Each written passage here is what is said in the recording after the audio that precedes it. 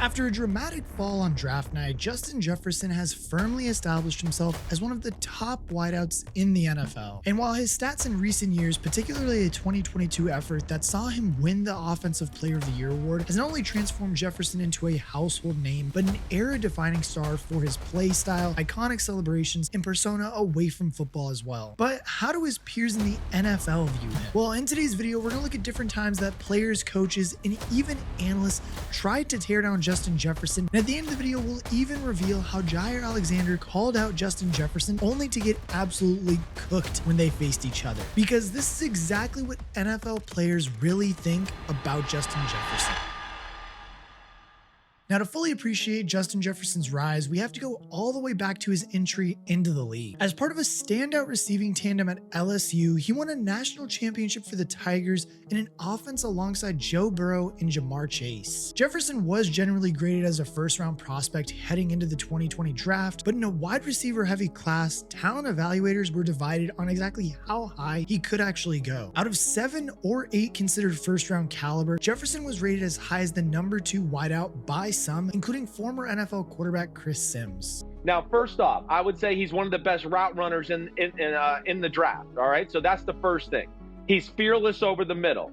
He can make plays after the catch, as you can see right here. He can double moves, beat you downfield with size and speed. Mike, anytime I see a 50-50 ball, Justin Jefferson catches it. It doesn't matter. You're seeing it right here every time, and he's doing everything. So, you know, to me, again, this is, and I don't want to knock Jerry Jeudy, who I like, but this is the better version of Jerry Jeudy. He really has everything. And to me, he's one of the safest picks of the draft. I think he's kind of a can't miss prospect. I think his floor is very high, as they say in the draft world. I mean, despite all that high praise that we just heard from Chris Sims, many people still thought that this dude was having inflated stats because of the style of offense he was playing in college, and even had, yes, and what I'm about to say is real, even had concerns about his route running. And I mean, even as we look back now, both of those quote unquote dings, if you want to call them that, look pretty ridiculous and made all those people look dumb. As a result, because of those things being said too, he saw 4 wide receivers off the board before him, with Jalen Reagor out of TCU heading to the Eagles with pick 21, allowing Justin Jefferson to fall into Minnesota's lap. I mean, even in this video too, we can see the Vikings organization rejoicing at the blunder, literally laughing at them taking Reagor before Justin Jefferson, which to this day is considered one of Howie Roseman's most disastrous moves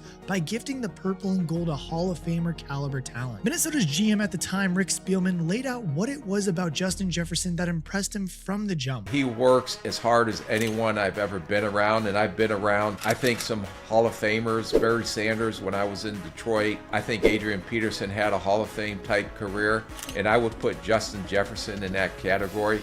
When he came in, one thing he talked about is, I want to be known as one of the best receivers, if not the best receiver that played in the NFL, and I want to have that gold jacket. And that's a rookie coming in talking about those aspirations and those goals. His determination also stood out to his most recent quarterback in Minneapolis, Sam Darnold, who explained what surprised him the most about meeting Justin Jefferson. I think his work ethic. You know, obviously, you know, not saying that he had a bad work ethic or that's the rumor. You know, it's just, you know, he, you know, I just didn't know. And to come here and understand exactly, you know, the kind of work ethic that he has, you know, it's very contagious.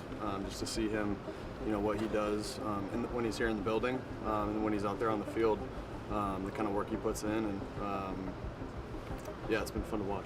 I mean, even if we go to Kirk Cousins, who's been Justin Jefferson's signal caller for the majority of his career, instead stressed the comfort he affords the passer in any situation. When the ball goes up, you expect him to go get it. And I pride myself on being an accurate quarterback. I think that's one of the reasons I'm still playing football, but I don't have to be quite as accurate with him. If I miss by a foot here or there, he tends to make up the difference, which I appreciate. Hell, even the Vikings head coach Kevin O'Connell wrapped both Darnold and Cousins' compliments into one, describing his first impressions of Justin Jefferson when he first arrived in Minnesota. Then you get here and you meet Justin and you realize, gosh, not only is he hungry to be great, he's got some of those traits. The game makes sense to him. Yeah. And I think that's a quality that sometimes gets underrated in this fantasy football world we live in when it's about catches and yards and touchdowns, rightly so. But the game makes sense to Justin. He wants to be great. He loves to play the game, and he works his tail off every day to do it. So all the success early on in his career doesn't surprise me. I'm just excited he's on our team, and we get to have him on our offense. The Vikings then improved from 8-9 to 13-4 in O'Connell's first year in charge, a jump that was thanks in no small part to Justin Jefferson's Offensive Player of the Year effort with 1,800 receiving yards on 128 receptions, both league-high tallies. He enjoyed an incredible opening day, notching 184 yards and 2 scores on the division rival Packers, which was a statement performance which Green Bay's corner Jair Alexander was quick to write off as a fluke. But then when they faced off the second time in Week 17, after copious amounts of trash talking on both sides, Alexander got the better of Jefferson, holding the wideout to just 1 reception on 5 targets for 15 yards in an absolute demolition at Lambeau. And I mean, even after the game, Alexander addressed the beef. What was the difference with you going up against Justin Jefferson today? I mean, I was able to follow him. I was able to go to his side all game. And, you know, I'm the type of person, I'm going to match intensity. So that's what I did all night. I mean, hats off to him. He's still in my top 3 receivers.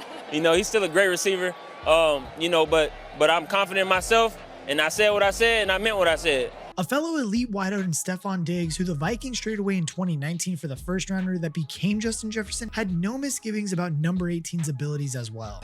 One, I just think he's a hell of a player. Like, definitely one of the best receivers in this league.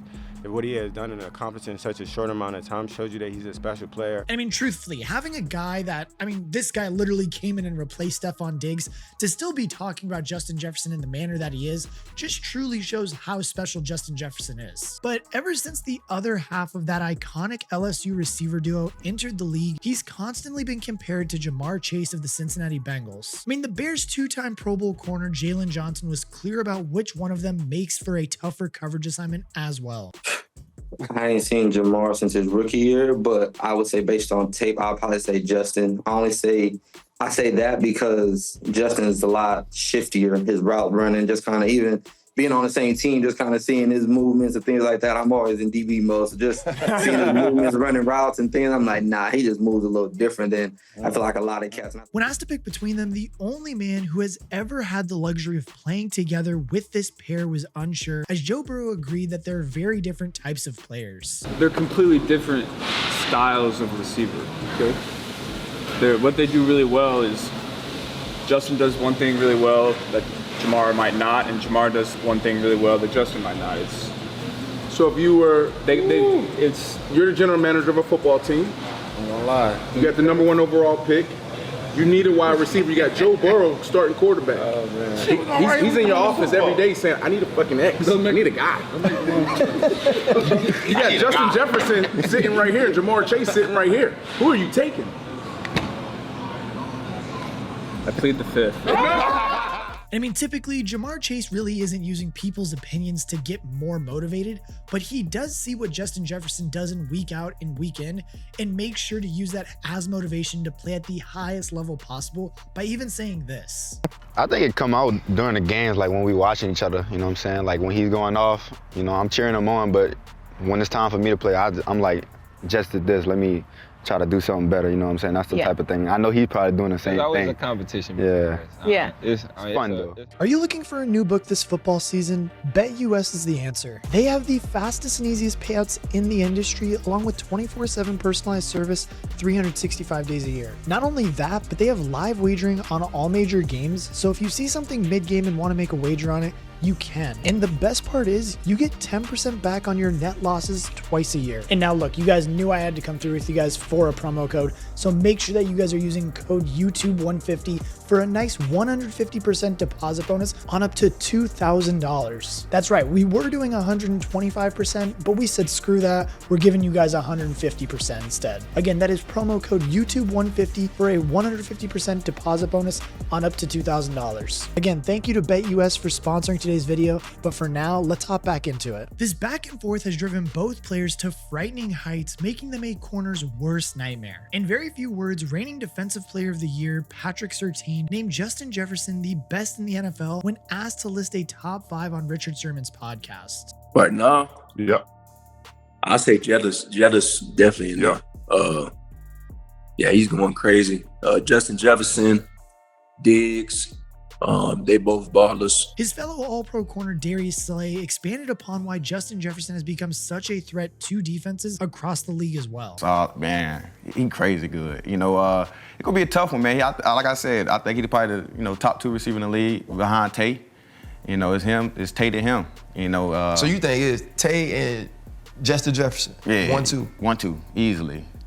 Just what Justin do is crazy, man. I'm talking about route running, after the catch, finding that end zone, deep ball, intermediate routes. He does it all. He the guy you want to have on your team for a #1 receiver for sure. He does it all. And he does it at a high level. And he does it with a lot of swag and a lot of confidence. A lot of guys don't have that. And he could take confidence out of you by, gritting all through the end zone. I mean, that's coming from 2 highly touted cornerbacks in the NFL. Like, to see how Justin Jefferson is still evolving and making sure that he is just a dynamic player when he is on the field just truly shows how much he's evolving as defenses evolve for him as well. A big part of that comes by learning from the best, and those comparisons Slay made with Davante Adams aren't completely unwarranted. The player in the NFL who knows Adams better than anyone else, Aaron Rodgers, said as much about Jefferson after a divisional clash with the Vikings. I'll tell you what I told Justin after the game. I said he was the best player on the field. And I meant it. I didn't say that tongue-in-cheek. I've been a fan of his since I watched him in college, and he's a dynamic player who is an excellent route runner.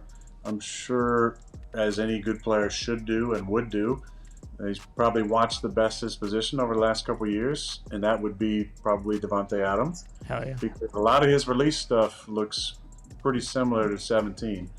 And he was the difference maker, I think, for the entire game. I mean, that's a future Hall of Famer that's calling him the best player on the field. Like, that's not to be taken lightly. And I mean, even Davante Adams, who they just compared him to, had this to say about Justin Jefferson. Starting to become a little bit of a figure in the league as far as it's not just the gritty and the gimmicks and stuff that, maybe thought it was at the beginning, which he did revolutionize the game with that too, and that's very underrated.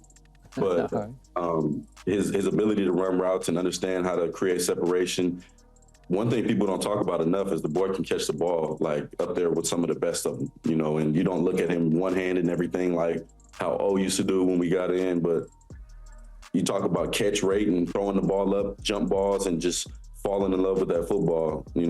I admire that about him. So he's a dog. He plays real hard, and he's a showman too. Like, that kind of praise from Davante Adams, who is easily one of the finest wide receivers of his generation, speaks volumes of Justin Jefferson's quality. But the point he raised about the confidence and swagger that Jefferson plays with, similar to what Slay said about being grittied on in the end zone, is one of the more interesting takeaways from looking into what the NFL does think about Justin Jefferson. No doubt there is a widespread admiration for the insane production he's been pumping out ever since his arrival in the league, but his obvious love of the game and boundless charisma has naturally made him the face of a rejuvenated Vikings franchise. He elevated the quality and the status of the entire organization, not letting a fall on draft night derail his ambitions for greatness. As Minnesota does head into the offseason with uncertainty around the quarterback position, they can take comfort in knowing that they can just lean on Justin Jefferson to lead the way for whoever does take over under center.